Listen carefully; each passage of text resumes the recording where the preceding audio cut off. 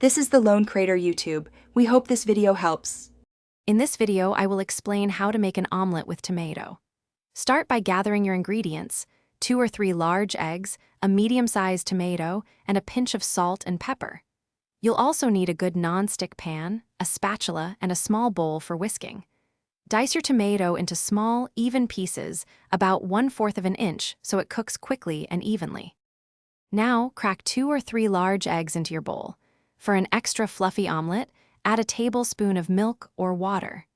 Whisk the eggs vigorously with a fork or whisk until the yolks and whites are fully combined and the mixture is light and frothy. This aeration is key to a tender omelet. Place your non-stick pan over medium-low heat and add a teaspoon of butter or oil. Once the butter is melted and shimmering, pour in your whisked egg mixture. Gently tilt the pan to ensure the eggs spread evenly. Let it cook undisturbed for about 2 to 3 minutes until the edges are set but the center is still a bit moist. Now, sprinkle your diced tomatoes over 1/2 of the omelet. Let it cook for another minute, just enough for the tomatoes to warm through. Using your spatula, gently fold the plain half of the omelet over the tomato-filled side.